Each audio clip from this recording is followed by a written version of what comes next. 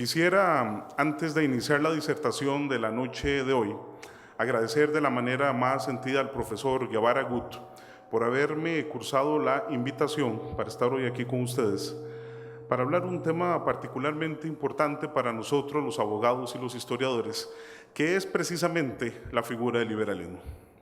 Ya nos decía Heródoto, padre de la historia, junto con Tucídides en la Grecia clásica, en Atenas, hace más de 2500 años, que ningún hecho de la historia, que ningún acontecimiento, que ninguna circunstancia surge de la nada. Esto, dicho de otras maneras, no existe ningún hecho humano que no tenga un antecedente, que no tenga una situación que lo preceda. Y lo más importante, muchachos y muchachas, no existe nada que no tenga algo que lo explique. Y el liberalismo en Costa Rica, por supuesto que no es la excepción. Por eso, independientemente de algunos otros tópicos o temas que ustedes hayan tocado con clases anteriores, a mí me gustaría arrancar precisamente esta disertación en el año 1690, por una razón muy sencilla. Ese año, en Inglaterra, uno de los filósofos, uno de los doctrinarios más famosos de la historia, John Locke, va a escribir un libro que es absoluta y determinante en la historia de la filosofía política, de la filosofía jurídica y yo diría de la vida de la humanidad, el ensayo sobre el gobierno civil. Esa obra, de todos espero conocida, habla de un paradigma que a mí me parece que es la columna vertebral del liberalismo.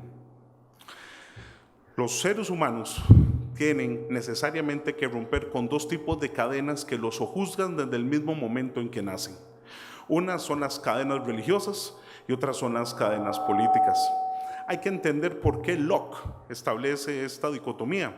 Le ha tocado vivir en una monarquía gobernada por la casa de los Estuardos desde hacía 100 años, que poco menos veía a un ser humano literalmente, simplemente como un vasallo, cuya muerte no significaba nada más que la pérdida de un simple o cuasi esclavo. Y en el tema de las religiones, una Inglaterra absolutamente marcada por el anglicanismo, el presbiterianismo y en alguna manera el protestantismo alemán luterano, que había tenido algunas reminiscencias, en donde se consideraba que la persona que no creía en la doctrina religiosa en boga era sencillamente una persona perdida, era un alma perdida. Muchachos, muchachas, contra esas dos cadenas, contra esas dos imposiciones, contra esas dos circunstancias absolutamente ilegítimas, Locke establece que más importante que romper las cadenas físicas, esto es los grilletes, esto de los barrotes, el ser humano debe romper con toda la fuerza de su espíritu las cadenas mentales religiosas y las cadenas mentales políticas. Si usted se dice libre, y si usted quiere hacer alarde de la libertad, no permita que una religión lo sojuzgue y no permita que una ideología tampoco lo subordine.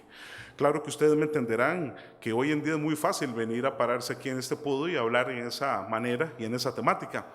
Hace 300 años, muy probablemente, al término de esta charla, a mí me estarían esperando fuera para asesinarme por haberme atrevido a decirles a ustedes la verdad y a ustedes probablemente los hubieran encarcelado por escucharla. Pues bueno, decía el filósofo Arthur Schopenhauer que no existe nada más fuerte que una idea cuando le llega el momento, y a la libertad le había llegado el momento. Precisamente cuando Locke establece esta idea de la libertad y de la libertad por sí misma, nos dice no solo el qué, sino nos dice también el cómo. ¿Cuál es el mecanismo para romper esas cadenas? Lo que están haciendo todos ustedes hoy aquí, aprendiendo, sabiendo, analizando, criticando, estudiando. Es, en palabras de él, el conocimiento, la razón, la sabiduría, como decían los griegos, la inteligencia, lo que establece la manera en que una persona, un ser humano, ¿verdad?, sea verdaderamente libre. Pero ¿cómo le vamos a pedir eso a una serie de vasallos, a una serie de personas que ni siquiera sabían leer y escribir? ¿Cómo pedirle a un grupo de campesinos, cómo pedirle a un grupo de obreros, cómo pedirle a un grupo de trabajadores industriales, textiles, fabriles, que se empapen del conocimiento? Pues bueno, Locke muere sin saber que si su idea va a tener consecuencias o no. Y vean qué curioso, como todo en la vida, las ideas van a nacer en un país pero van a explotar en otro. cruzan el Canal de la Mancha, llegan a la Normandía y va a ser en la Francia de los Borbones en donde la idea va a explotar terriblemente, por una razón muy sencilla, porque ya en ese siglo XVIII se empezaba a hablar de un tema que me imagino que se los habrán enseñado a ustedes desde el colegio, que es el tema del siglo de las luces y el tema de la diosa razón. ¿Pero a qué se están refiriendo esos dos términos? Siglo de las luces, señoras y señores, por una razón muy sencilla, la luz del conocimiento, de la razón y de la sabiduría. Y la diosa razón, un tema absolutamente fuerte para la época. No existen dioses, no existen religiones, la única religión que existe es la sabiduría y la única diosa es la razón.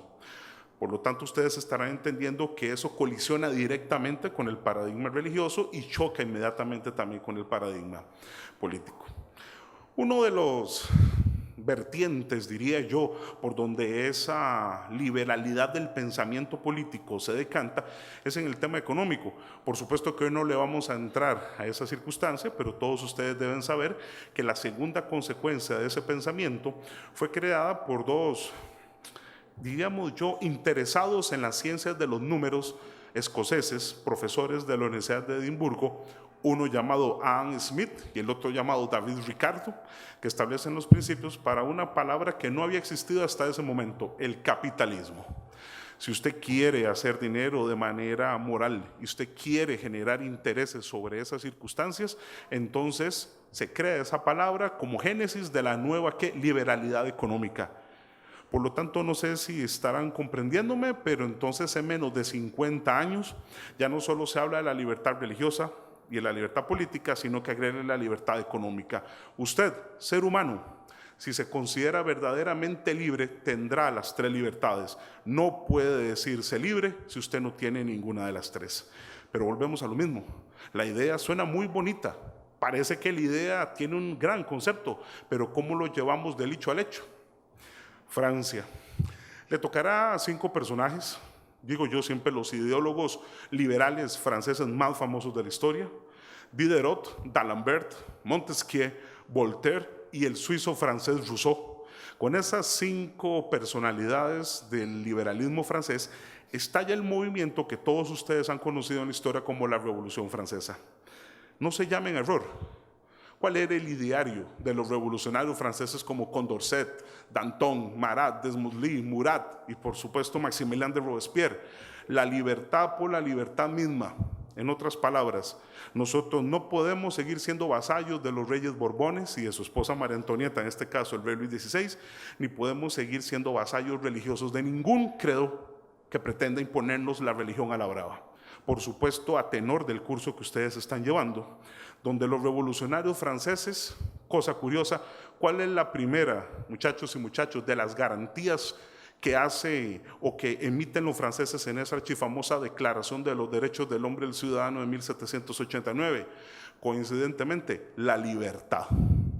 Si el hombre tiene, y cuando hablo hombre es en genérico, la libertad, tendrá la igualdad y por consecuencia tendrá la fraternidad. Una es consecuencia de la otra según los revolucionarios franceses. Y pregúntense, ¿se logró? Por supuesto que sí. Ese baño de sangre que fue la Revolución Francesa, una revolución que duró 10 años, sería el motor o sería el ente generador que llevaría a la independencia de los Estados Unidos, la independencia de España, las invasiones napoleónicas, el imperio expandido de Napoleón por toda Europa y finalmente ¿a dónde llegarían esas ideas? Llegarían a las colonias, a eso que desde el colegio nos enseñan como los virreinatos, en este caso el de la Nueva España, el de Nueva Granada, el del Plata y el virreinato del Perú, y aquí es donde entra ya directamente a interesarnos al territorio que queda entre Nicaragua y Panamá, por una razón muy sencilla. ¿Por dónde entran esas ideas de liberalismo a nuestra tierra? Por el virreinato más importante en aquel momento, conocido con el nombre de la Nueva España, actualmente México. 2 sacerdotes, Miguel Hidalgo y Costilla y José María Morelos y Pavón, cuya carrera eclesiástica habían hecho en Europa, se habían empapado de las ideas de Rousseau, de D'Alembert, de Diderot, de Robespierre, de Locke, y lo que hacen entonces es venirle a hablar a esos criollos, hijos de españoles que viven en América: sean libres, respeten a la libertad, tengan el sentimiento de ser algo más que simples vasallos de un rey y simples vasallos de una religión. Claro que ustedes entenderán que esos conceptos incendiarios lo que hicieron fue preparar el caldo de cultivo para que la gente empezara a pensar, sí, yo quiero ser libre, pero vamos a agregarle, quiero ser independiente, quiero ser autónomo, quiero saber lo que significa ser ciudadano. No es aquí la ocasión de entrar a hablar, se lo digo como historiador, de los procesos de independencia de esos 14 años que van entre 1807 y 1821, pero lo cierto es que al final esos procesos van a tener un éxito rotundo y total. ¿Cuál es el último país, muchachos, muchachas? ¿Cuál es la última de las provincias? El último territorio colonial en donde la libertad tuvo los efectos que se quería desde la época de Locke. Todos ustedes lo saben, la más pobre, la más paupérrima, la más simple, pero yo siempre digo la más bella de las provincias coloniales llamada Costa Rica. Hasta aquí llegaron finalmente esas ideas y ya para octubre de 1821, cuando nosotros logramos consolidar el proceso independentista, ¿cuál es la sorpresa que nos encontramos? Y precisamente todos estos antecedentes históricos los hemos narrado aquí para contarles ahora sí a ustedes. Cuando la idea del liberalismo llega finalmente a su patria, ¿cómo llega? ¿De qué manera llega? Y lo más importante, ¿cuál fue su desarrollo? Juan Mora Fernández es electo, ese maestro, en marzo de 1824 como nuestro primer jefe de Estado. Muchachos, véase lo que estoy diciendo, un jefe de Estado, una figura que nunca había tenido ningún tipo de importancia en Costa Rica, ni siquiera se conocía. ¿Por qué de Estado? ¿Estaba Costa Rica preparada para convertirse en esa nueva figura jurídica después de haber sido una colonia durante 300 años? ¿Cuál es la razón de eso? Los integrantes de las primeras juntas superiores gubernativas tenían entre sus bibliotecas y en sus libros, libros de Rousseau, libros de D'Alembert, libros de Montesquieu y, muy importante, libros de todos los revolucionarios franceses. Estos abuelos suyos y míos no eran gente imberbe que no sabía de lo que estaba hablando. Pregúntense por qué. Por un momento pasamos tan rápido de ser una simple colonia vasalla española a convertirnos en una entidad jurídica llamada Estado de Costa Rica. Entonces quiere decir que aquí se conocían ideas ya, diríamos nosotros, esgrimidas claramente por Maquiavelo en El Príncipe, cuando formulaba claramente qué es un Estado. Y se decía claramente, lo más básico, necesita población, gobierno y territorio, y Costa Rica tenía las tres. Ese es el ingreso de las ideas liberales en Costa Rica, y le tocará al año de 1825 ser el año en que se da la primera, diríamos nosotros, normativa liberal en la historia de Costa Rica. ¿Qué tan acendrado estaba el tema de la religión en Costa Rica? Absoluto. De hecho, desde 1812 Costa Rica era un estado confesional, en donde se decía que era un estado católico, apostólico y romano. Pues entonces en esa coyuntura se decide por primera vez prohibir que cualquier orden religiosa o monástica se pudiera establecer en Costa Rica. No significa que las que ya estaban salieran, dominicos, franciscanos, jesuitas y benedictinos, sino que cualquier otra nueva se le iba a prohibir la entrada por una situación que lo entendemos perfectamente. El Estado lo que quería era empezar a deslindar lo que llamamos los abogados un proceso de secularización, los intereses del Estado por un otro y los intereses religiosos por el otro. La idea al principio genera resquemores. Ustedes entenderán que el tema religioso es para mucha gente algo de lo cual lleva como una columna vertebral de su vida. ¿Y a quién le va a tocar? Siempre digo yo a mis estudiantes, ¿a quién le va a tocar tomar el cuchillo por el mango y hacer las cosas como había que hacerlas? Al que yo siempre considero que es el pionero, a la persona que Costa Rica le debe su verdadera formación como Estado nacional y que para nosotros los abogados es absolutamente importante y rimbombante, el licenciado Braulio Carrillo Colina. No sé si lo saben ustedes, pero él, según la Asamblea Legislativa, tiene el título legislativo de arquitecto del Estado Nacional, precisamente por haber sido el constructor en base al liberalismo de toda la estructura organizativa y toda la administración pública del Estado. Pero nuestro tema del liberalismo, ¿qué hace don Braulio?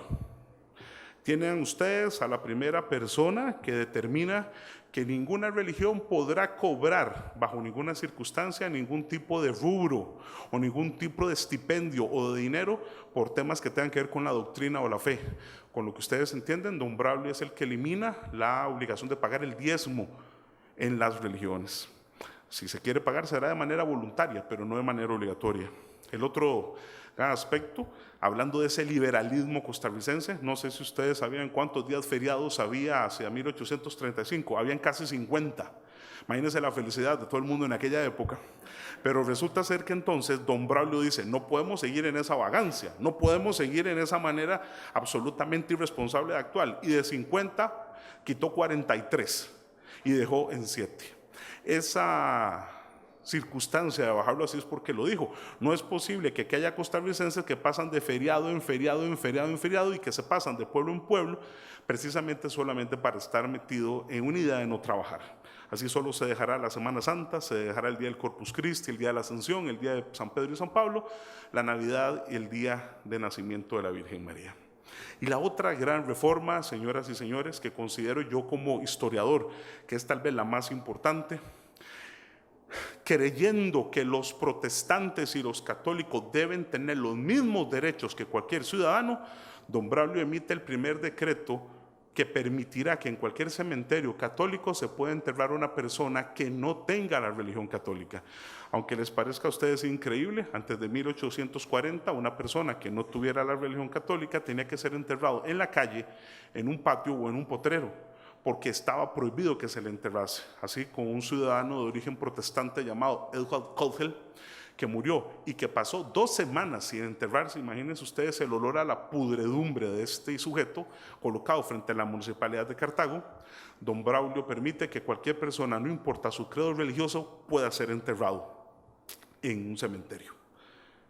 Espero que todos ustedes me estén comprendiendo que estos atisbos, que estos antecedentes del liberalismo en Costa Rica explican en mucho por qué empieza a nacer en los costarricenses el sentimiento de que aquí debe haber una igualdad, por una razón muy sencilla. Si habíamos dicho que los revolucionarios franceses establecían como fórmula que primero debe nacer la libertad para que luego venga la igualdad y que de eso se produzca la fraternidad, el proceso se estaba llevando aquí.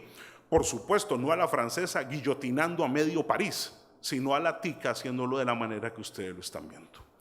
Pues bueno, la segunda parte de esta disertación yo quisiera entrarle ya al tema ideológico. El liberalismo esencialmente en Costa Rica entra como una corriente ideológica. Quiero transportarme con ustedes a la Alemania del siglo XVIII, en donde ha nacido un filósofo que, empapado de las ideas de Locke, de Montesquieu, de Rousseau, de Voltaire, cree que puede plantear una nueva tesis filosófica. En otras palabras, basándose en esos planteamientos, plantear uno nuevo. ¿Quién es este personaje? Que admiraba enormemente a Immanuel Kant y que luego sería uno de los precursores de Friedrich Nietzsche. Bueno, Christian Krauss. Y Christian Krauss establece, entre varias de las circunstancias a las que él se dedica, que si Rousseau tiene razón en el método de que para ser verdaderamente libre hay que estudiar y aprender, pues entonces hay que crear un lugar que permita eso. Hay que permitirle a las masas populares que accedan entonces a lugares donde aprendan, donde conozcan, donde critiquen, donde analicen. Esta filosofía, que es el krausismo, no va a tener mucha importancia al principio, a inicios del siglo XIX, cuando él la plantea, sino que será 50 años después de su muerte, cuando un español, Julio Sanz del Río, la va a importar desde Alemania, la va a llevar a su patria, la va a expandir y, ojo la palabra que con toda intencionalidad quiero utilizar, la va a españolizar para que luego pueda ser trasladada a las viejas provincias coloniales. Es así como este krausismo español, tan importante, va a tener un hermano gemelo. Y digo yo hermano gemelo porque aunque nunca se conocieron sus autores, aunque parece ser que nunca cruzaron palabra, pareciera que nunca tuvieron una manera de encontrarse, andaban sobre las mismas ideas. Nada más y nada menos que el filósofo Augusto Comte, padre del positivismo. esa doctrina filosófica que nos habla de que las cosas tienen explicaciones reales, muchachos, que tienen explicaciones tangibles, no tienen explicaciones metafísicas las cosas, sino que las cosas se explican físicamente. En otras palabras, se basa en los datos empíricos, se basa en el casuismo, se basa en el método científico para explicar las realidades que a ustedes les acontecen. Como lo decía claramente Augusto Comte, cuando usted se haga una pregunta, no vuelva a ver hacia arriba, vuelva a ver al frente. ¿Qué es lo que les está diciendo? Las explicaciones están aquí, no están ahí. Esa idea del positivismo kantiano junto con el krausismo alemán a la española van a ser las dos bases filosóficas para que un estudiante aventajadísimo español llamado Valeriano Fernández Ferraz empieza a estudiar en la Universidad de Madrid. No sé cuántos de ustedes han escuchado hablar de don Valeriano, pero espero que cuando terminemos ustedes piensen si Costa Rica le debería una estatua. Don Valeriano tenía un doctorado en Derecho, un doctorado en Teología y un doctorado en Filosofía a los 29 años. Además, sabía hablar, aparte de las lenguas, como él decía, mis lenguas, madre, francés, italiano, español, alemán, sabía hablar griego, sánscrito, musulmán y hindú. Tenía 8 maneras diferentes de expresarse según la persona con la que estuviera hablando. Y allá, en 1868, el embajador de un paisito llamado Costa Rica, le consultó: ¿usted estaría dispuesto a renunciar a su cátedra de filosofía, a su cátedra de Derecho aquí en la Universidad de Madrid, y obviamente pagándole un salario, trasladarse a ese país llamado Costa Rica para que ilustre a ese grupo de gentes? ¿Cuál fue la respuesta de don Valeriano? Yo no tengo nada que hacer aquí en España ya he enseñado bastante, ya saben lo que hablo y lo que digo. Si un país me necesita y un país cree que puedo ayudarle, por supuesto que estaría en la mejor disposición de ayudar. Señores, siempre me he preguntado por historiador cuáles pudieron haber sido las cosas que pasaron por la cabeza de un Valeriano, porque después de 6 meses lo tenemos aquí en la muy noble y leal ciudad de Cartago. Ustedes se podrán imaginar pasar de Madrid a una Cartago, pues absolutamente, y debo decirlo así, en aquel momento bastante constreñida en circunstancias culturales, pero él lo dice claramente: la luz del conocimiento tiene que ser universal y aquí debemos sembrar la semilla. ¿Por qué he querido contarles todo este asunto, muchachos y muchachas? Don Valeriano es el introductor del liberalismo como ideología política en Costa Rica. Se le considera, por la historia de la filosofía y por la historia política de Costa Rica, como el padre del liberalismo costarricense. Imagínense ustedes la importancia de saber ese dato en un curso como el que ustedes llevan aquí, porque él, aparte de introductor del krausismo, aparte de introductor del positivismo, es el padre introductor del liberalismo. Pero dicen que, como ya lo había dicho hace unos minutos, no hay nada más fuerte que una idea cuando le llega el momento. Le hubiera servido a don Valeriano llegar con esas ideas si la realidad política del país no hubiera sido la correcta y la necesaria. 4 meses después de estar en Costa Rica, un coronel que había peleado en la campaña nacional contra los filibusteros, que había sido muy malherido en la pierna izquierda y que tenía fama de ser muy valiente, da un golpe de estado contra el presidente en aquel momento vigente, don Jesús Jiménez Zamora. ¿Quién es este presidente, muchachos y muchachas? Bueno, nada más y nada menos al que, hablando del curso que estamos aquí, se considera el más liberal de los liberales en Costa Rica, al presidente que institucionaliza el liberalismo de nuestra patria, el general Tomás Miguel Guardia Gutiérrez. De todos ustedes conocidos, me imagino, desde el colegio. ¿Qué hizo a don Tomás tan importante? ¿Qué lo hizo tan preponderante para que se convirtiera en el artífice de eso? Es la tercera de las etapas que vamos a tratar el día de hoy. Yo quisiera, a partir de este momento, y como lo hacemos siempre en la Facultad de Derecho y en algunos cursos de Historia, hablar de 5 ejes fundamentales para poderles explicar a ustedes cuáles son los distintos bemoles o acápites en donde el liberalismo entró de manera profusa en la historia de Costa Rica. Vamos a empezar con el aspecto político, continuaremos con el religioso, vamos a entrar luego al ideológico, seguiremos con el jurídico para terminar con el educacional, para que ustedes entiendan cómo el liberalismo permeó a toda la sociedad costarricense. Y me adelanto, ¿por qué ustedes están sentados hoy aquí? precisamente gracias a lo que vamos a empezar a escuchar. Quise empezar con el aspecto político por una razón muy sencilla. Si la libertad es la primera garantía que el liberalismo pregona, ¿cuál debe ser entonces, muchachos y muchachas, la primera de las garantías que debe defenderse, cuidarse, protegerse? La libertad política. No por una ideología, recordemos al principio, de estar subordinado a ella, sino darle la posibilidad a las masas populares de que escojan quién quiere que los gobierne. ¿Cómo es posible que otrora, en la Edad Media, hubiese un rey que considerara que él era enviado de Dios y que todos los demás eran un grupo casi de fascinerosos que no valían nada? No, señor. Partamos de un principio: si todos los seres humanos somos iguales, escojamos entre todos a una persona que nos dirija temporalmente, todos por medio de ¿qué? Como decimos los abogados, de una parte alícuota, o sea, de una parte individual de cada una de nuestras decisiones. Votemos por esa persona, las mayorías ganarán. No importa quién gane, lo importante es que exista la posibilidad de escoger. Siempre se sabe que en tema de liberalismo político lo importante no es el resultado, son los medios para que haya una efectiva democracia hacia las masas populares. Pues bueno, Costa Rica ya les había dicho que había empezado con don Juan Mora Fernández, seguiría don José Rafael de Gallegos, don Braulio Carrillo, otra vez don José Rafael de Gallegos, seguiría ahí don Francisco Morazán, don José María Alfaro, el doctor Castro Madrid, don Juan Rafael Mora Porras, el doctor José María Montalegre Fernández, don Jesús Jiménez, doctor Castro por segunda vez y el doctor Jesús Jiménez por segunda vez, y esto ya estamos en 1869. Quiero empatar nuevamente con don Tomás Guardia, porque en la elección de 1870, don Tomás Guardia, haciendo verdaderamente efectivo el principio de la libertad política, lanza su nombre a las elecciones y las gana. Quiero contarles un detalle, me parece muy importante a ustedes como futuros profesionales. Don Tomás Guardia es el primer presidente de Costa Rica que es electo para un periodo de 4 años. En Costa Rica siempre habían sido por periodos de 3 o 5 años, pero la Constitución política establecía a partir de 1871 que los gobiernos serían de cuatrienios hasta el día de hoy.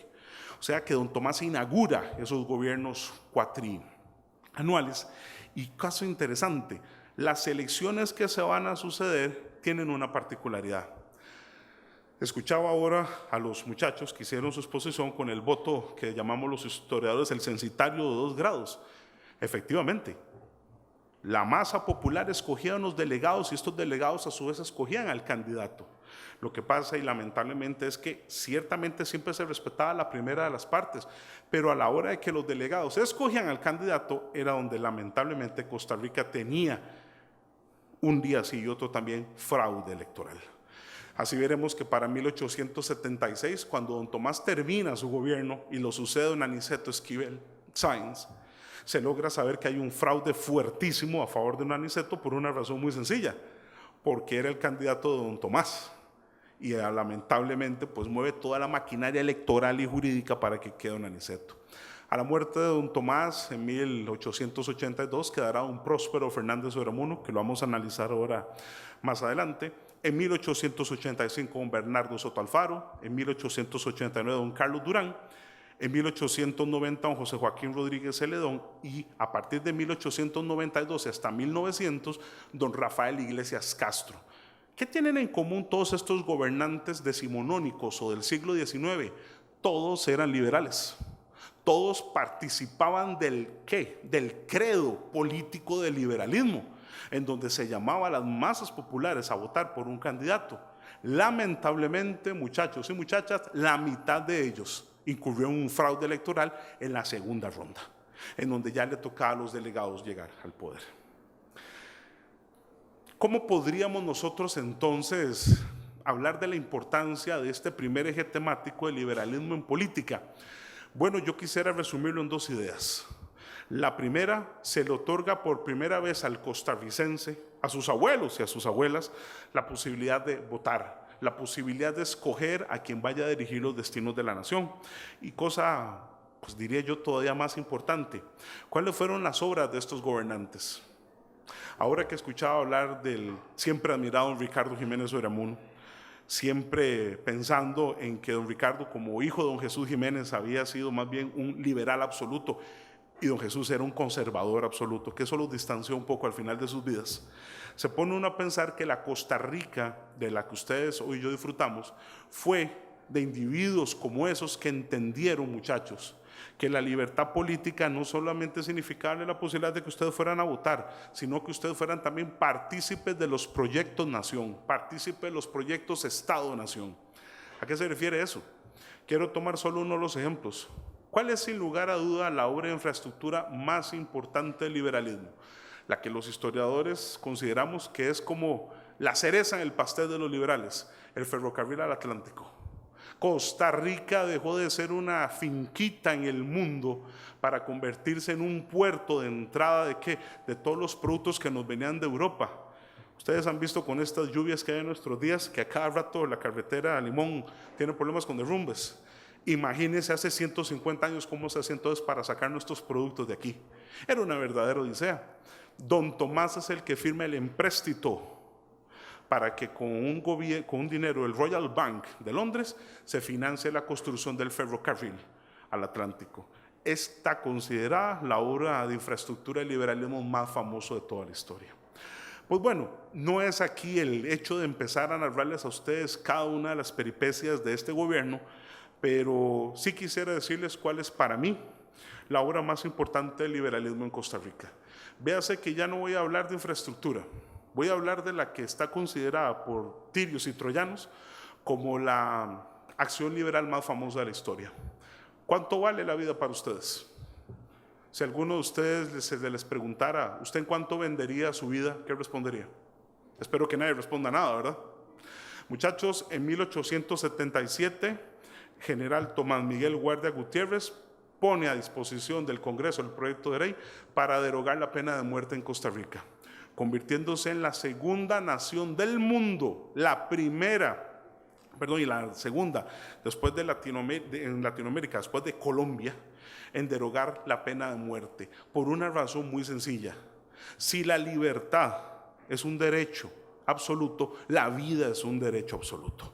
Y don Tomás entiende que ninguno de ustedes tiene la legitimidad de quitársela a nadie, como nadie estaría legitimado para quitársela a ustedes en esas coyunturas. Yo no quisiera aquí, eso sí, ser injusto y no decir que la verdadera artífice de la idea, la persona que hizo todo para que esa idea se diera, tiene nombre de mujer. Para todas las damas que están aquí presentes, sería importante que lo supieran, no importa la profesión que ustedes estudien o lo que ustedes se dediquen, porque doña Emilia Solórzano Alfaro, esposa de don Tomás, fue la ideóloga de que se presentase el proyecto de ley para que se derogara la pena de muerte en Costa Rica. Déjenme decirles que si hay un homenaje en el sentido del término liberal a la mujer costarricense, aquí lo tienen. Tanto es así que los invito a visitar los salones de beneméritos de la patria, de la Asamblea Legislativa. El primer cuadro de una mujer benemérita de la patria le corresponde a doña Emilia Solórzano Alfaro, y lo dice así claramente, autora de la derogatoria de la pena de muerte en Costa Rica. Muchachos, muchachas, pregúntense por un momento, solo con esas dos obras el liberalismo empezó con el pie derecho en Costa Rica. Están hablando entonces de dos obras que nos siguen teniendo efectos al día de hoy, porque esa línea férrea sigue dándonos frutos y Costa Rica sigue haciendo alarde de legitimidad penal en el mundo precisamente por respetar la vida de cualquier persona aquí en Costa Rica. Quisiera terminar este primer eje fundamental en lo político diciéndole lo siguiente, lo de las garantías electorales. Escuchaba aquí ahora hace un momento sobre el asunto del voto directo y sobre el voto secreto. Para evitar precisamente que se dieran fraudes con esas circunstancias, también se institucionalizó la idea de que debía bajarse el tema de la máxima cantidad que tiene que tener un candidato para quedar electo del 50% al 40% que tenemos hasta nuestros días, por una razón muy sencilla. No crean que ustedes son la generación de la apatía. La generación de la apatía viene desde hace más de 100 años, porque dicen que nadie sabe lo que tiene hasta que lo pierde. Y aquí me parece increíble, he escuchado a futuros colegas incluso decir que no hay que ir a votar, que no vale la pena, o que eso no sirve para nada. Qué tristeza, muchachos. porque nadie sabe lo que tiene hasta que lo pierde. El día que se eliminara esa garantía electoral, no quisiera ver a ninguno de los que entonces decían eso deseando volver a votar. Bueno, lamentablemente aquí no se ha valorado el voto como se debe. El segundo de los ejes del liberalismo en Costa Rica tiene que ver con el tema religioso. Miren, la charla de hoy solo pudo haber versado sobre ese tema, pero por cuestiones del tiempo obviamente eso no va a ser así. Quiero decirles nada más que la secularización del Estado costarricense empezó precisamente en la época del Estado liberal en Costa Rica, esto es en 1870. No significa que antes no hubieran existido episodios que separaran a la iglesia y al Estado. Lo que pasa es que es con el gobierno liberal en donde se hace una división tajante. ¿Quién lo propicia? Don Tomás. Lo dice claramente, zapatero a tu zapato. Las religiones, y discúlpese, dije las religiones en plural, deben tener un ámbito en lo privado. Y el Estado debe ser el ente público. No puede ser que colisionen los intereses de uno y otro por una razón muy sencilla. No todas las personas profesan la misma religión en un país, pero todos sí son integrantes del Estado. Por lo tanto, al propiciar esa secularización o división de las circunstancias, es cuando se empieza a plantear la idea de separar entonces esos dos ámbitos. No, don Tomás plantea la idea, pero ¿quién va a ser la persona, muchachos, muchachas? ¿Quién es el liberal que va a llevar las cosas de los dichos a los hechos? Su sucesor, el general Próspero Fernández Uremuno. No sé si se los enseñaron en el colegio o por la carrera que ustedes lleven, no sé si lo habrán visto, pero don Próspero es el que crea las famosas leyes anticlericales de lo que los historiadores llamamos el 84, por una razón muy sencilla, porque en 1884 se dio la secularización del Estado costarricense hasta nuestros días. Ese año, gracias a un enfrentamiento fortísimo que se dio entre el general Fernández y Monseñor Bernardo Augusto Till Hoffman, para algunos el sacerdote más importante de la iglesia costarricense, para el que les habla el segundo después de Monseñor Sanabria, estableció que la religión tenía que quedarse en el ámbito de lo privado. ¿Y qué fue lo primero que hizo? Expulsar a Monseñor Till de Costa Rica. Sé que ustedes podrán pensar que fue una medida muy fuerte. Sé que hay gente que a veces piensa, ¿cómo es posible que, cómo haciendo tanto alarde del liberalismo y la libertad se hubiera sacado al obispo? Es que cuidado, Monseñor durante los 6 meses anteriores había estado en cada púlpito de cada iglesia soliviantando a las masas populares, diciendo que el gobierno era satánico, diabólico y malvado. Entonces ustedes entienden que no es lo mismo hablarle a un público como ustedes, con un gran alto grado de cultura, a una gente que no sabía ni leer ni escribir. Don Próspero expulsa a Monseñor Till, y lo segundo que hace, me parece increíble para la época, es declarar que todo cementerio en Costa Rica, véase que don Braulio ya había dicho que se podía enterrar, ahora va un paso más. Cada cementerio costarricense dejará de tener religión y pasará a manos del Estado, por tanto se secularizan los cementerios. Habrán notado ustedes que hoy en día la mayoría de los cementerios son municipales. Quito los privados porque eso es una empresa privada. ¿Los cementerios a quién le pertenecen? Les pertenecen a ustedes. La persona que quiere ir a enterrarse y que necesite que un cadáver sea sepultado puede solicitarlo porque dejaron de ser de las iglesias. La otra cuestión, se rompieron relaciones diplomáticas con el Vaticano. En aquel momento gobernaba la iglesia Vicenzo Gioacchino Pecci, el Papa León XIII, elimina las relaciones diplomáticas y, ojo muchachos, rompe el vínculo diplomático entre Costa Rica y el Vaticano. Y las otras dos cosas que hace, digamos que son a la tica. Como a la gente le gustaba mucho andar en procesiones y en cuestiones religiosas, don Próspero prohíbe que las procesiones se hagan en la calle. Tienen que hacerse dentro de la iglesia. Ustedes entenderán que hacer una procesión dentro de una iglesia es imposible. Pues entonces él lo dijo claramente, pues no se va a permitir y se terminan las procesiones en Costa Rica. Y el otro asunto que me parece importante, hace alusión de que cualquier persona que tenga un voto religioso en Costa Rica ya no tiene que respetarlo. ¿Qué significa? Si usted se había ordenado como sacerdote, si usted se había ordenado como monja o si usted se había ordenado en alguna orden religiosa, benedictino, franciscano, jesuita, dominico, ya no tiene por qué hacer caso a eso. Quiero preguntarles, ¿eso significaba una colisión con la iglesia? Ustedes entienden que don Próspero tomó la decisión de separar literalmente los ámbitos de lo religioso de lo público. Esto llevó a una cuasi revolución. En Costa Rica la conocemos como la revolución del padre Ortiz. Estuvo a punto Costa Rica de ir a una guerra civil, pero ¿qué fue lo que lo impidió? ¿Cuáles fueron las circunstancias que hicieron que Costa Rica no fuera una guerra civil? Es aquí donde empiezo con el tercero de los ejes temáticos.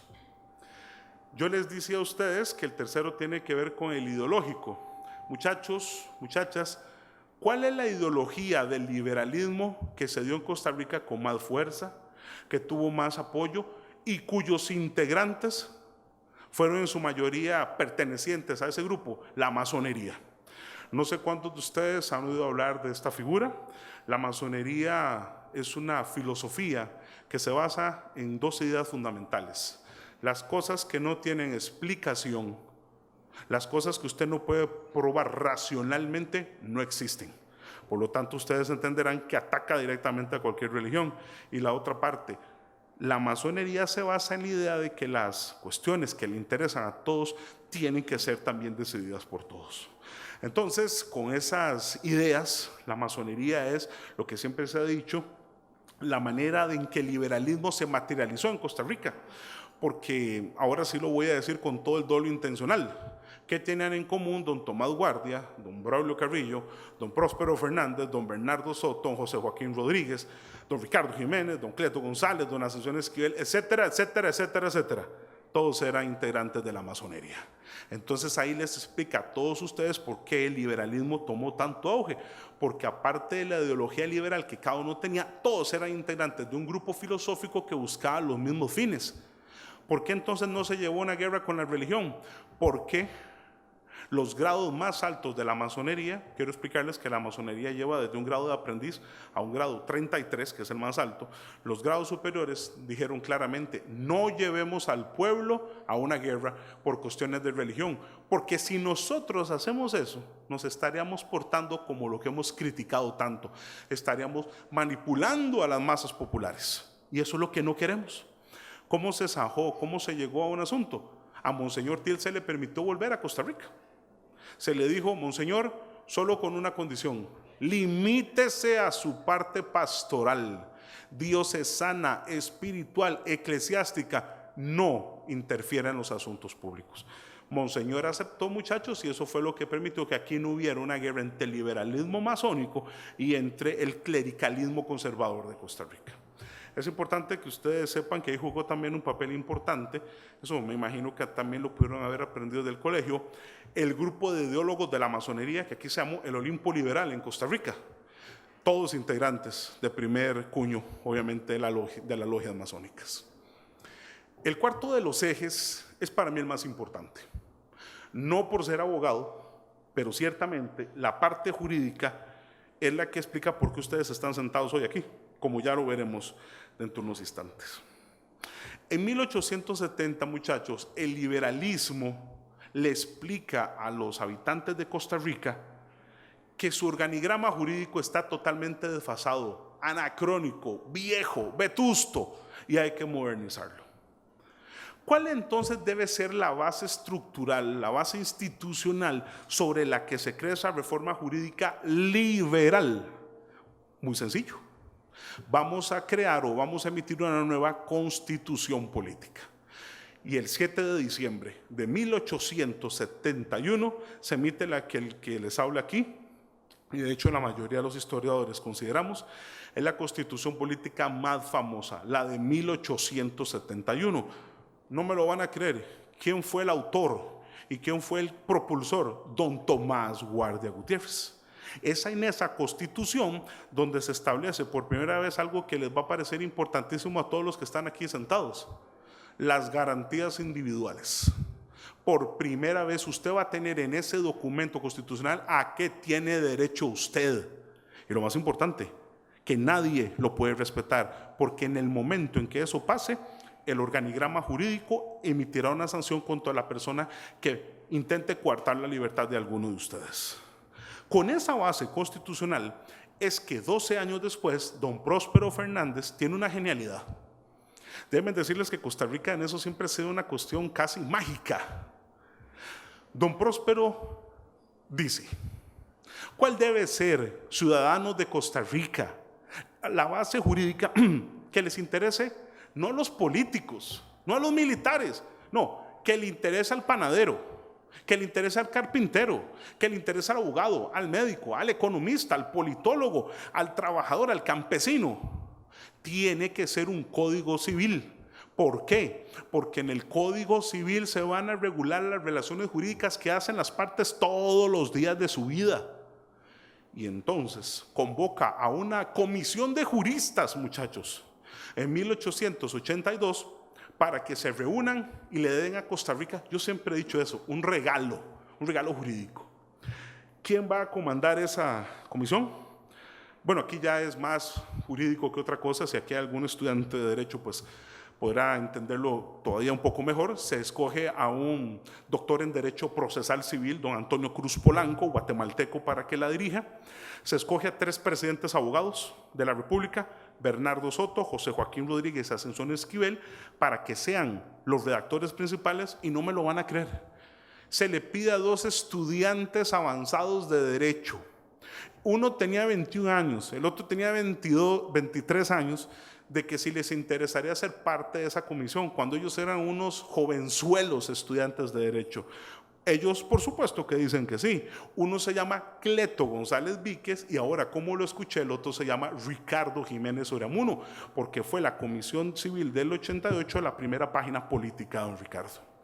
Y finalmente, como necesitaban que hubiera un secretario, una persona que levantara las actas, que estuviera haciendo la parte filológica, le pidieron a un alumno de primer año de carrera, imagínense, un mozalbete, un adolescente en aquel momento de 18 años, que estaría interesado. Y él dijo, por supuesto. Y déjenme decirlo que es nada más y nada menos el que consideramos nosotros los abogados que es nuestro más insigne colega, el licenciado Alberto Brenes Córdoba, quien se establece como el secretario de esto. Solamente para que se hagan una idea, muchachos, don Alberto Brenes Córdoba, la estatua de él está en el Poder Judicial, en los patios del Poder Judicial. Pregúntense por qué una estatua de él ahí. ¿Cuál es el resultado? ¿Qué es lo que lleva a esto? ¿Por qué dije que era el cuarto eje el más importante? El 1 de enero de 1888 se emite el Código Civil de Costa Rica. Costa Rica entra a la vanguardia jurídica del mundo. Cuidado, a propósito no lo dije. Entra a la vanguardia jurídica liberal del mundo.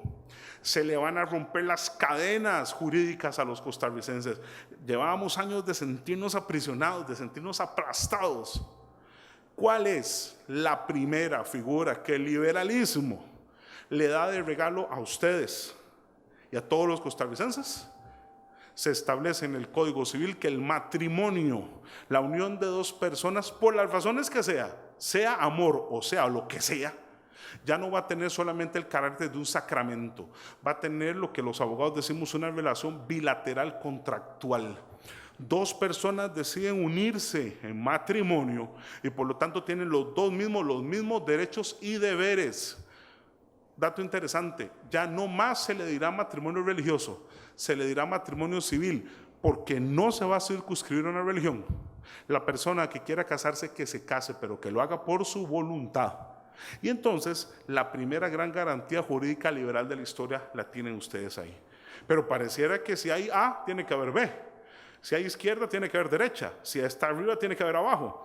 ¿Cuál es la antítesis del matrimonio? Bueno, muy sencillo. Usted es libre, se siente libre, entonces no esté atado a una persona. Usted no tiene por qué seguir en una relación de matrimonio en la que usted ya no quiera. ¿Por qué? Por una cuestión religiosa usted tendría que estar obligado a mantenerse con una persona.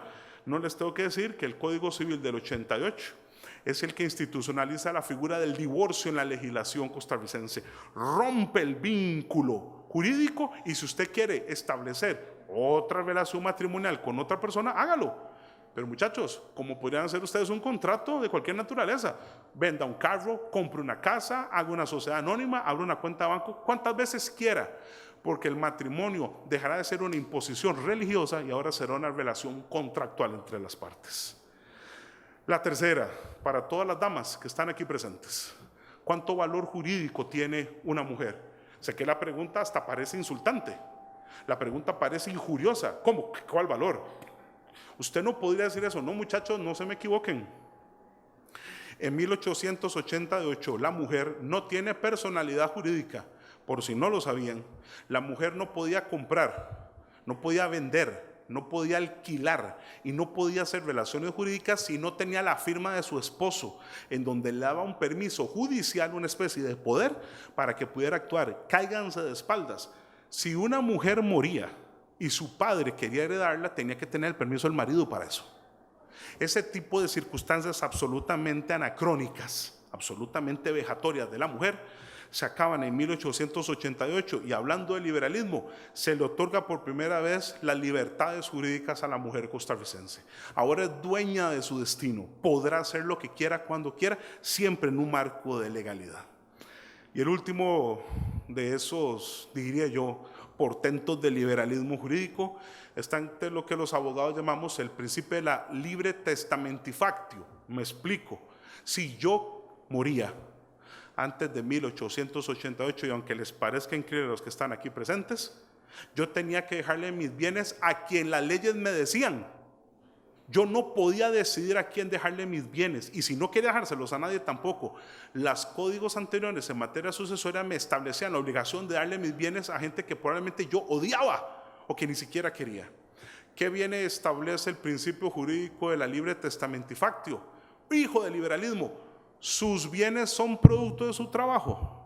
Sus bienes son un reflejo de usted, de lo que le costó durante toda su vida. Usted se los deja a quien usted quiera. Abre la posibilidad de que usted herede o desherede a quien usted quiera. Y en el caso de que usted no quiera dejárselo a nadie y que usted al final diga, no, nadie lo merece, el último receptor de esos bienes será el Estado. Ya cuando finalmente se han eliminado todas las posibilidades personales y solo queda la posibilidad estatal. Como ustedes verán, todas estas libertades, todos estos hijos del liberalismo jurídico son las bases de las que ustedes disfrutan hoy en día. Pero les decía yo de por qué la relación de que ustedes estén sentados aquí, ¿verdad? Porque vamos a entrar a la quinta y las últimas de los ejes del liberalismo de Costa Rica, que es el educacional. Muchachos, muchachas, la primera universidad de Costa Rica fue fundada el 21 de abril de 1843 con el nombre de Universidad de Santo Tomás. Esa universidad tuvo un signo religioso a partir de 1853. En 1888, cuando está burbujeando el liberalismo jurídico y masónico, el ministro de Educación Pública, don Mauro Fernández Acuña, me imagino algunos de ustedes conocidos, toma la decisión de que el último eje hay que liberarlo. El Estado ya se liberalizó en lo político, ya lo hizo en lo jurídico, ya lo hizo en lo religioso, ya lo hizo en lo ideológico. Le está faltando el educacional. ¿Cuál es el objeto a donde hay que lanzar la primera metralla liberal? Hay que cerrar la Universidad de Santo Tomás. No le gusta a los liberales, no le gusta la masonería, es cierto, que haya aquí una universidad patrocinada por el Estado que tenga un signo religioso. Y ese nombre de santo menos todavía. Y entonces, ¿qué es lo que hace don Mauro? En agosto del 88 le pone un candado a las puertas de la Universidad de Santo Tomás. Eso fue un terremoto, muchachos. Costa Rica solo tenía una y usted se la cierra. ¿A dónde van a ir a estudiar? ¿Qué harían ustedes si hoy en día se cerraran todas las universidades? O mejor aún, que solo existiera una y que se la cerraran ustedes. ¿Estarían contentos? Pero don Mauro dijo claramente, no me juzguen. Les estoy haciendo un favor, no lo van a entender ahorita, me van a comprender después. Lo que pasa es que las ideas necesitan que les llegue su momento, ¿verdad? Cuando la universidad se cerró, se hizo un terremoto. ¿Y qué fue lo que pasó? Que entonces don Mauro, para apaciguar los ánimos de la gente que se estaba soliviantando, abrió escuelas profesionales. ¿Qué es esto? Abrió una escuela de arquitectos, una escuela de ingenieros, una escuela de doctores, una escuela de odontólogos y por supuesto una escuela de derecho de abogados. ¿Y qué fue lo que pasó? Les dijo, esto no es una universidad, se los aclaro. Van a ser escuelas profesionales en las que ustedes van a sacar un título, pero no tiene la condición de universidad. O sea, no sé si ustedes me entienden cómo que quedó. La gente dijo, ¿hasta cuándo nos va a la universidad? Y él dijo, en 2 años la reabrimos, pero no vamos a abrirla con un signo religioso. Si el Estado está dividiendo lo religioso de lo estatal, vamos a darle una reestructuración institucional liberal. Muchachos, ¿Saben cuánto tardó el proyecto? 50 años. Porque el nombre con el que se abrió es el que todos ustedes conocen con el nombre más liberal y civil que hay, Universidad de Costa Rica. No se le quiso poner ningún nombre, nada más que el más civil de todos, en donde fuera un nombre que los incluyera a todos. Pero bueno, eso sería hasta 1940 y eso es otra historia. ¿Cuál fue la otra grande de las obras del liberalismo en el tema educacional? No me lo van a creer. A los liberales del siglo XIX no les interesaba la educación universitaria. Ustedes no eran prioridad. La prioridad está en el colegio. La prioridad está en la educación secundaria. ¿Por qué?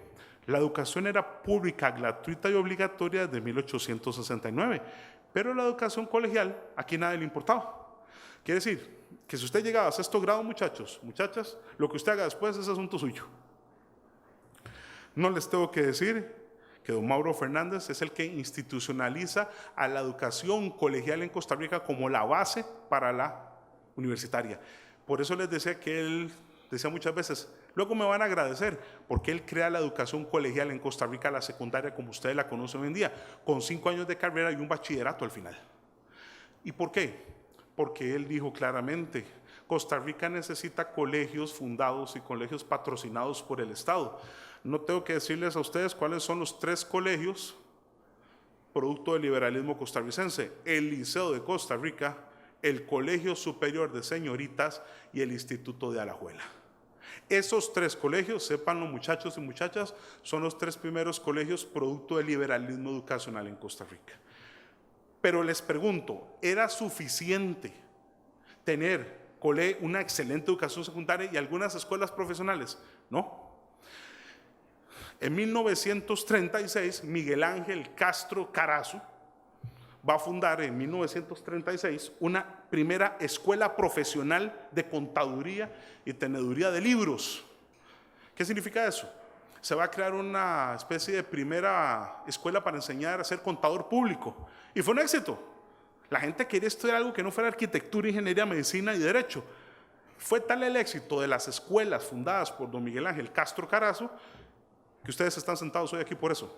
La ULACID fue fundada en 1987, precisamente como consecuencia de las escuelas fundadas en 1936 por don Miguel Ángel Castro Carazo. Es la única universidad que tiene esa particularidad, precisamente haber sido origen de esas reformas del liberalismo económico que se hicieron en 1936. Y ahí la importancia que tienen ustedes de estar aquí sentados el día de hoy. Pues bueno, muchachos, yo quisiera ir cerrando el círculo, ya entrándole al siglo XX. Véanse que para 1902, el presidente liberal, uno de los grandes liberales, don Ascensión Esquivel Ibarra, va a ser sucedido por el liberal Cleto González, sucedido por el liberal Ricardo Jiménez, como aquí lo escuchamos hace unos minutos, sucedido por el liberal Alfredo González Flores y así sucesivamente por Federico Tinoco Granado, Juan Bautista Quiro Segura, Francisco Aguilar Barquero, Julio Acosta García. Luego vendrá otra vez don Ricardo Jiménez en 1924, don Cleto en el 28, don Ricardo en el 32 y llego al último presidente liberal de la historia. Porque en 1936, muchachos, el licenciado León Cortés Castro se convierte en lo que los historiadores llamamos el cierre del liberalismo clásico en Costa Rica. Se deben estar preguntando por qué. Por una razón muy sencilla. Si ustedes hoy en día siguen disfrutando de las garantías del liberalismo, ¿por qué es que yo les estoy diciendo que en 1936 acaba todo, a 1940? Porque los historiadores cerramos en 1940 con el fin del Estado liberal en Costa Rica. ¿Qué pasó en 1940 cuando don León Cortés terminó su gobierno? Ascendió a la presidencia de la República, quien sin lugar a dudas es el padre de la Costa Rica de la segunda mitad del siglo XX, el doctor Rafael Ángel Calderón Guardia. Pero él, si han escuchado, es el padre del Estado social de derecho, ya no del Estado liberal. Y por lo tanto, en 1940 arrancaría otro paradigma ideológico que no es el curso que ustedes llevan de liberalismo. Solamente sí les puedo decir que el doctor Calderón Guardia, con esa genialidad que lo caracterizó en su gobierno, tuvo la idea de ¿qué? De mantener muchas de las garantías del liberalismo que hemos visto desde el siglo XIX, pero adaptándolo a las realidades de 1940. La Caja Costarricense del Seguro Social, el capítulo de las garantías constitucionales, el Código de Trabajo, la reapertura de la Universidad de Costa Rica, etcétera, etcétera, que fue una manera de complementar el viejo liberalismo del siglo XIX que hemos visto y adaptarlo a nuestros tiempos.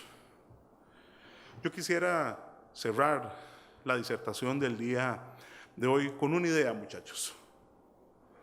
Juan Jacobo Rousseau, de todos ustedes conocido, por supuesto, escribió un libro que para nosotros, los interesados en esa belleza de la humanidad que se llama la historia, es fundamental y que ustedes conocen con el nombre del contrato social. En uno de los capítulos de esa obra, este genio del liberalismo, y abro comillas, escribió la siguiente frase: los seres humanos nacen absolutamente libres, punto y coma. No obstante, desde el mismo momento de su nacimiento están rodeados de cadenas. Cierro comillas. Déjenme decirles que nunca se habrá escuchado una frase más absolutamente cierta. El único momento en que ustedes son absolutamente libres de la libertad por sí misma es el momento en que nacen del vientre de su madre y nunca más. Lo cierto es que viven rodeados de una serie de cadenas sociales, culturales, religiosas y políticas que lo que hacen es casi que ensimismarlos todos los días de su vida. No lo permitan. El liberalismo, el verdadero liberalismo, él es el ser humano. Si usted se cree libre, no permita que nadie ni ninguna circunstancia le permita poner cadenas de ningún tipo. Les agradezco enormemente la gentileza de su... Buenas noches. De la información que comparte el profesor con nosotros, que muy probablemente no lo estudiamos en el colegio, tampoco en la universidad, en los cursos que llevamos, por lo menos no los que yo llevé. He leído muchos libros de historia de Costa Rica, me apasiona la historia de Costa Rica, pero he de reconocer que tal vez el área de experticia mía es de la Costa Rica más contemporánea. Y siempre me ha quedado esa deuda de profundizar un poco más en la Costa Rica del siglo XVIII, siglo XIX, principios del siglo XX. Y me parece que el profesor don Tomás Federico Arias ha hecho en 1 hora y 20 minutos, nos ha paseado por la historia costarricense, capturando la atención de los estudiantes, la atención mía, y motivándonos a profundizar y conocer más nuestro pasado, porque también de ahí venimos. Un poco lo mencionaba él a cada rato, estamos sentados acá por aquello que pasó hace tanto tiempo. Nosotros somos consecuencia de aquellas decisiones que en algún momento se tomaron. Así que yo definitivamente le agradezco mucho al profesor por haber compartido su conocimiento con nosotros, pero les motivo a ustedes a que puedan preguntarle un poco más si quieren que profundice en algunos aspectos de las limitaciones de tiempo que tenemos. Gabriel. Son 2 preguntas. La primera es muy rápida. ¿Cuál fue la constitución que ayudó a redactar don Tomás? 1871, 7 de diciembre. Ok, sí, entonces acá el título 4, que me entró la duda, dice, artículo 51 de la religión, que dice: la religión católica, apostólica y romana es la de la república. El gobierno la protege y no contribuye con sus rentas a los gastos de otros cultos, cuyo ejercicio, sin embargo, tolera. Entonces, ¿hasta qué punto ese artículo no contradice, por así decirlo? ¿Vio la última frase que usted leyó? La libertad permite cualquier religión, no prohíbe ninguna. Sí. Don Tomás y los liberales lo decían claramente. La mayoría de los costarricenses en aquella coyuntura, que es su pregunta, ¿qué religión tenía, muchachos? Si se hubiera prohibido, ¿hubiera sido liberal?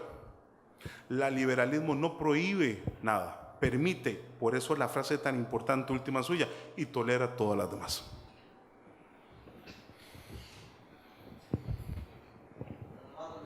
Buenas noches. Sí. Buenas noches, don Tomás. Buenas noches. Sé que usted es un hombre, un historiador. Me gustaría saber un poco sobre lo que usted piensa de la Costa Rica moderna. ¿Hacia dónde es que vamos? Sé que no se ha escrito la historia de lo que viene, Sí, señor. pero yo estoy viviendo en una Costa Rica que está confundida a veces, políticamente hablando. La gente no quiere votar, la gente tiene unos pensamientos que no valora toda esa historia que ha creado con sangre, y nosotros como costarricenses hoy en día necesitamos hacer conciencia hacia dónde debemos ir. Qué importante la pregunta suya. Déjenme decirles que como historiador nosotros vimos del pasado, ciertamente, pero el pasado es pasado. Recuerdo ahora que hace usted una pregunta de un profesor que hace muchos años nos decía, ¿ustedes están enamorados de páginas muertas? Claro que sí, me fascinan las páginas muertas. Lo cierto es que hay que escribir páginas vivas. Si usted me preguntara a mí, está en cada uno de ustedes, muchachos. Si alguno de ustedes tiene las mismas consideraciones, los mismos anhelos, las mismas incluso preguntas que usted tiene, la respuesta está en usted mismo, está en mí. Si a mí me interesa mi patria, si a mí me interesa lo que pase en mi patria, no me quedo sentado en mi oficina, no me quedo sentado en mi casa, no pongo el televisor y me quejo, no leo el periódico y critico. En lugar de criticar, ¿qué va a hacer usted? ¿Qué propone usted? Qué fácil es destruir. Aquí en Costa Rica tenemos la muy mala costumbre, se lo digo como historiador desde antaño, desde que el momento en que una persona tiene la sapiencia y casi que la osadía de plantear una idea, que salgan muchos anticuerpos y que salga un montón de gente a criticar. Yo creo que se necesita mucho valor más bien para hacer y se necesita muy poco valor para no hacer. La persona que crea que tenga una buena idea, que le interesa a su patria, que crea que valga la pena, está en cada uno de nosotros. Voy a hablarlo en concreto. Ahora dije una cosa que la creo desde que estoy en primer año de carrera de Derecho. ¿Cómo puede ser posible que en Costa Rica haya alguien que se atreva, y ojo la palabra que utilizo, muchachos, el verbo, que se atreva a cuestionar votar o no votar? ¿Qué es lo que estamos queriendo? ¿Qué es lo que se está propiciando con eso, futuros profesionales? Que venga una persona a la brava a imponerles a ustedes las cosas a la fuerza. A algunos de los que están aquí les gustaría que lo maltraten y lo traten de una manera tiránica. El día que un costarricense no vota, ese día se pierde un poquito de democracia. El día que un costarricense no valora todo lo que se ha hecho desde 1821 para que podamos tomar nuestras propias decisiones, ese día se es un mal costarricense. Por eso su pregunta es tan importante. Lo podemos hacer todos, desde todos los campos, en la casa, en la oficina, en el trabajo, en el aula, porque se supone que todos queremos a este país. Por eso cuando ustedes estén preguntando qué puedo hacer, no se lo pregunten ya más, por favor, háganlo. Y esa es la manera de que se puede sacar al país. Allá. Buenas noches, yo quería saber, tú dijiste que desde 1940 nos quedamos. ¿Me escuchas? Sí. Ahí, perfecto. Muy bien, que desde 1940 nos quedamos un poco sin todas estas decisiones liberales dentro de las presidencias. Quería saber, a manera de comparación, si hay algún otro país que en la actualidad siga con esta corriente liberal, pues para saber qué cosas han hecho que nosotros, desde que dejamos el liberalismo, pues dejamos de seguir construyendo. Perdónenme, no dije eso. Dije que el liberalismo había sido aumentado y perfeccionado por el doctor Rafael Nájel Calderón Guardia. De hecho, las obras que vienen a partir de 1940 hasta el 2015, y lo dije aquí claramente, son producto de ese liberalismo del que tanto nos costó. Y más bien hay un hecho interesante, más bien a raíz de su pregunta. Después del doctor Calderón Guardia, siguió otro liberal, un filósofo y abogado llamado Teodoro Picado Michalski, que era un liberal convencido y que, vean qué manera más, digo yo, bella de hacer las cosas a la tica, no eliminó ni una sola de las obras sociales y religiosas del doctor Calderón Guardia, sino que continuó con el íter liberal que habían hecho todos sus antecesores, más la parte religiosa. Y su pregunta me lleva a otra cosa. ¿Cuál es la Costa Rica que nosotros estamos viviendo? ¿Alguno de ustedes diría que estamos en una época liberal o una época antiliberal? Cuidado. La Constitución Política de 1949, emitida en noviembre de ese año, si ustedes hacen una especie de parangón entre los dos documentos, casi el 80% de los artículos de la Constitución Política del 71 que me preguntaban por aquí son copia del 49, son copia del 71. Así que pregúntense, ¿cuánta de esa parte ideológica del liberalismo tenemos en estos días? Yo diría que la inmensa mayoría, para responderle a usted en concreto. Ok, muchísimas gracias. Mucho gusto. Porque de hecho eso era lo siguiente que te iba a decir, que empieza a introducirse el socialismo, entonces mencionaste, ¿no?, que se combina un poco la idea liberal con la social, y quería saber más en la actualidad que si habíamos tenido más presidentes y más decisiones liberales. Qué Ya hablaste curioso, un poco de porque eso. ya en ese aspecto entonces tenemos que empezar a analizar todas las ideologías. El partido Vanguardia Popular aquí fue proscrito del Estado costarricense, y no sé si ustedes saben que hasta 1972 se reconstituyó con el nombre de Pueblo Unido, pero ese ya sería un tema para otra gran temática. Y ojo, porque en estas coyunturas, precisamente en este momento, en esta parte política, estamos viendo un renacimiento del socialismo en Costa Rica, pero siempre lo he dicho muy claro en la universidad, un socialismo a la tica. Habría que entender eso ya más de fondo y analizar más profundo, ¿verdad?, ese tema. Una consulta, si el Estado se divide de la Iglesia Católica, ¿por qué todavía continúa siendo requisito pertenecer a o ser del Estado, de la religión católica para ser presidente? Discúlpeme, en ningún artículo, por dicha de ninguna constitución política se ha dicho eso. En Costa Rica, más bien, se le exige al presidente de la República ser del Estado seglar. ¿Qué significa esto, muchachos? Que no pueda tener ninguna clase de sacerdocio. Pero me lleva usted a un tema que me parece importantísimo. En Costa Rica tenemos algo muy grave y muy peligroso. La constitución política le veda, le prohíbe, le limita a los integrantes del sacerdocio católico ser parte de los puestos públicos, como lo deben saber todos ustedes, pero sí permite que otras religiones, sí permite que otros signos religiosos, sí permite que otras sectas entonces estén involucradas en materia política. ¿Se acuerdan lo que decían nuestros abuelos, muchachos? O hay para todos o hay patadas.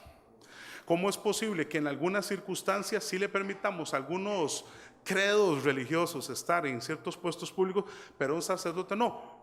Y ya que estamos en términos eclesiásticos, cuyo pecado es llevar sotana. Si usted me lo preguntara a mí, debería eliminarse que cualquier persona con signo religioso se elimine totalmente de cualquier puesto público. Sebastián, no te oigo. No te oigo, Sebastián. Ahora sí. ¿Cuál es el hecho histórico que causa la caída de las políticas liberales en Costa Rica? Vuelvo a lo mismo, tiene que ver con parte de la pregunta que hizo el compañero allá atrás. No ha existido caída. Vuelvo a lo mismo. Los historiadores le llamamos al Estado liberal en Costa Rica entre 1870 y 1940 porque la totalidad de los presidentes eran de signo liberal y pertenecientes a la masonería. A partir de 1940, esa pertenencia ideológica al liberalismo y a la masonería fue decayendo. Entonces, ¿qué es lo que ustedes ven en presidentes? Voy a poner ejemplos: don Mario Echandi Jiménez, don Francisco Orlis Bormarcich, Daniel Oduber Quiroz, Rodrigo Carazo, Luis Alberto Monge. Ya estos no pertenecen a la ideología del liberalismo ni a la masonería. Por eso es que los historiadores dicen que hasta 1940 estuvo el Estado liberal, no significando que haya desaparecido el liberalismo, sino para explicar que el Estado social de derecho es el que tenemos de 1940 hasta nuestros días. Buenas noches. Bueno, mi consulta es... Disculpe, ¿dónde? Señorita. Volviendo al tema de las religiones. Ok, estamos hablando de que el Estado permite todas las religiones y que no prohíbe ninguna, pero actualmente estamos en un Estado que no es laico, es decir, de fondos públicos se está dando fondos para una religión específica. Claro que soy católica, pero considero que no es necesario. Usted como historiador, ¿desde qué punto ve necesario que se migre a un Estado laico? Muchachos, yo creo que a ustedes les va a tocar una coyuntura preciosa en términos de historia. ¿Saben qué está pasando en estos momentos en el Vaticano?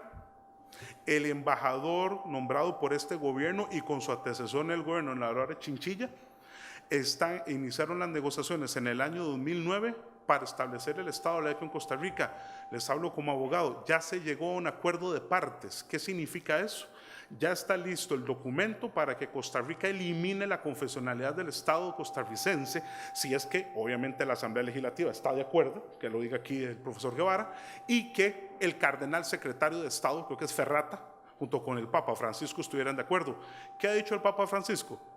Costa Rica es el único Estado laico que queda en el mundo. Eso pertenece a la época medieval. Muchachos, ¿le afecta a alguno de ustedes que Costa Rica sea un Estado confesional? ¿Alguno de ustedes ha ido a la cárcel, le han quitado sus bienes, ha pasado algo, no han pasado una materia?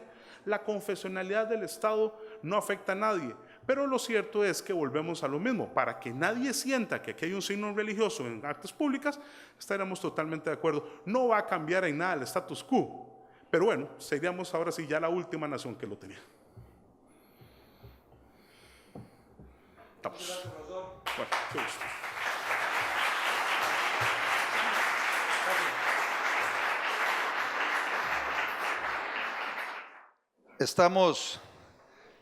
Estamos en un curso, es un curso especial de la universidad.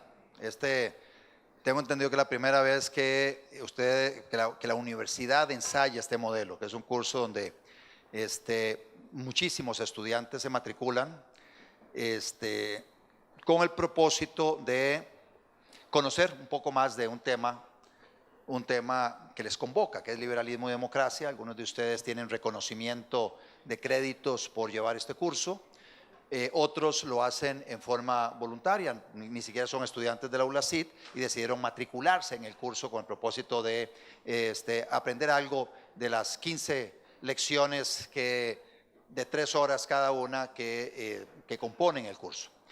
Este curso, cuando a ustedes se les invitó, decía que yo iba a funcionar como facilitador del curso, porque la idea mía es traer a profesores invitados en la mayoría de los días.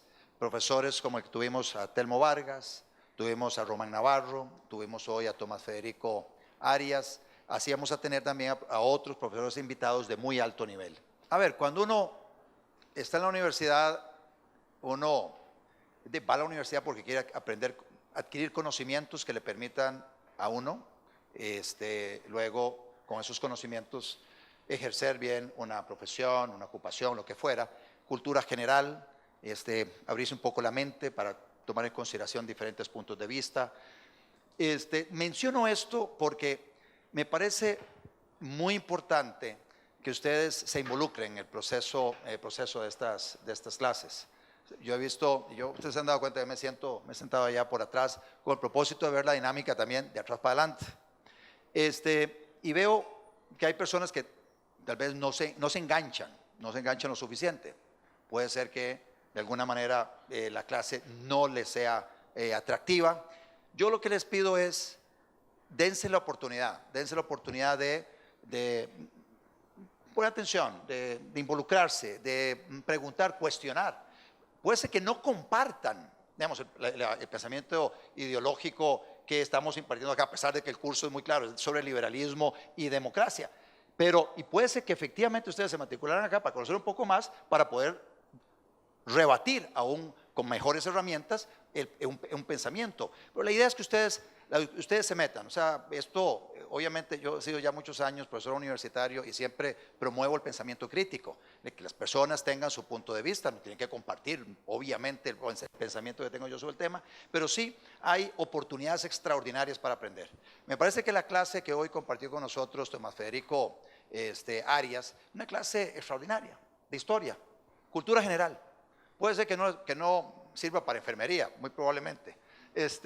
O muy probablemente eso sirva para cultura general extraordinaria de nuestro país, para saber un poco de dónde venimos, cómo llegamos a donde estamos y los retos que tenemos por delante.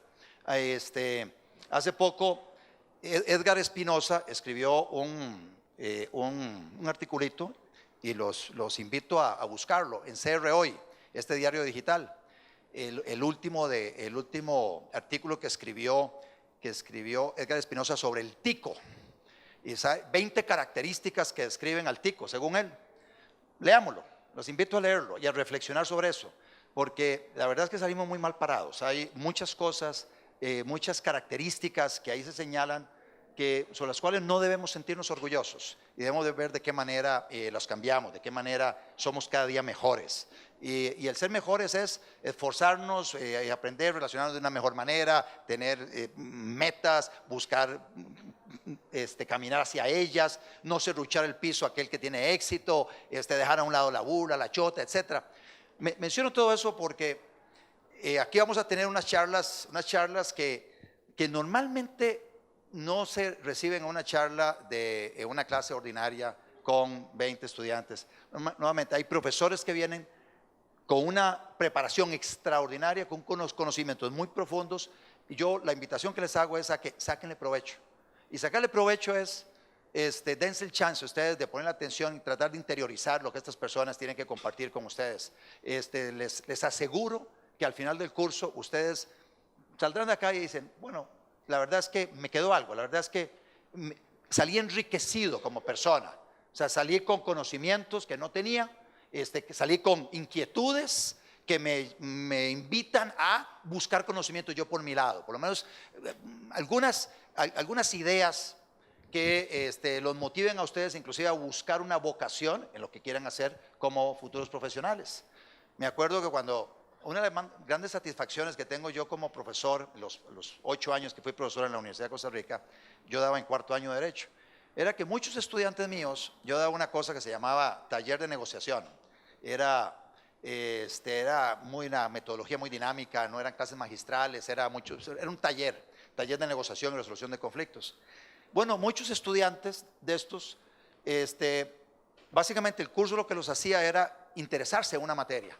Y muchos de ellos hicieron su tesis de grado en eso, luego hicieron especializaciones en esa materia y hoy dominan esa materia 1.000.000 de veces mejor que yo. Son extraordinarios profesionales en el campo de resolución de conflictos, etc.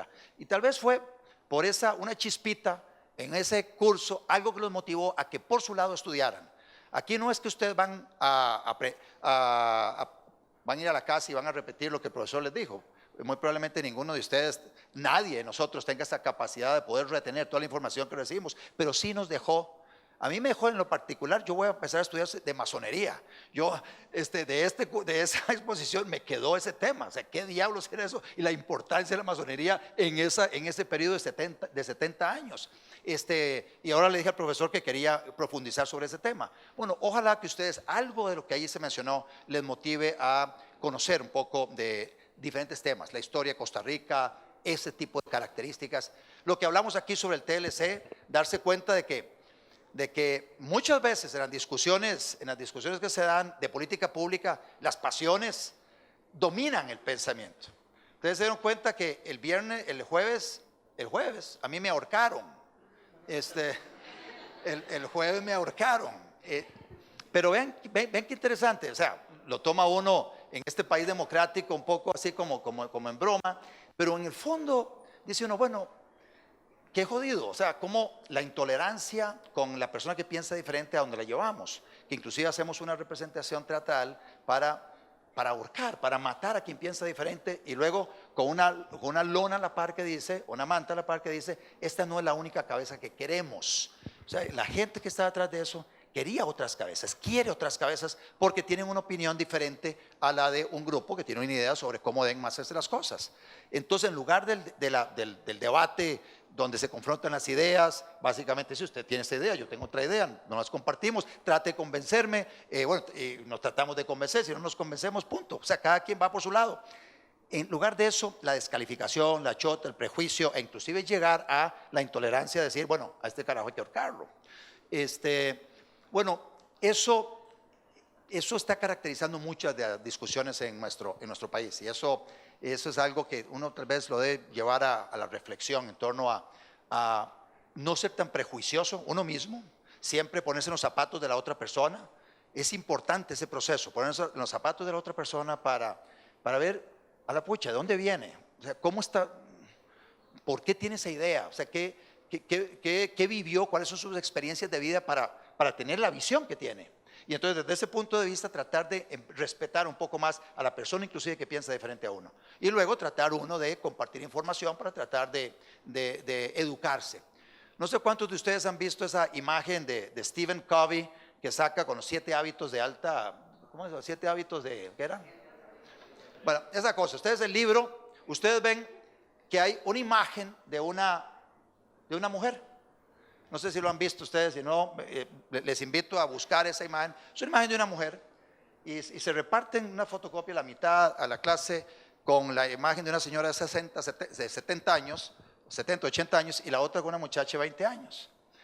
Y básicamente con base en la información, uno ve esa imagen y entonces le ponen la imagen grande en la pantalla y le preguntan a la gente, bueno, ¿qué ve allá? Los que tenían la fotocopia donde había una mujer de 70 años, ven en esa imagen una mujer de 70 años. Y aquellos, en esa misma imagen, ven una mujer de 20 años. Y dicen, no, bueno, pero ¿cómo es posible que unos vean una mujer de 20 años y otra mujer de 80 años? Y eso básicamente la reflexión que nos hace es, depende del contexto de cada quien, digamos, la posición subjetiva de cada quien, en los zapatos de cada quien. Estos tenían una información que hacía que con esa información, esa misma situación fáctica la veían de una forma diferente a la del otro grupo. Entonces, todo eso para enseñarnos que hay puntos de vista diferentes. Y no debemos matarnos por esos puntos de vista diferentes. Tenemos que tratar de educarnos unos a los otros. En el momento que nos empezamos a educar, le mostramos a la otra, no, es que mire, ahí también hay una mujer de 60 años, o ahí también una mujer de 20 años. Y nos educamos en ese proceso, y entonces ya, una vez educados, ya no tenemos que pelearnos sobre el tema, sino ya nos entendemos un poco más para resolver nuestros conflictos. Para la semana entrante tenemos unas exposiciones. Hago toda esta contextualización, porque la semana entrante le vamos a entrar a Cuba, a Venezuela, le vamos a entrar a Grecia, le vamos a entrar a Italia, le vamos a entrar, Argentina, Grecia, Cuba, Venezuela, a políticas públicas que se han aplicado, se vienen aplicando en estos países, y que lamentablemente para los habitantes de estos países, esas políticas públicas han empobrecido y siguen empobreciendo a los habitantes de estos 4 países. Muchas gracias, nos vemos de hoy en 8.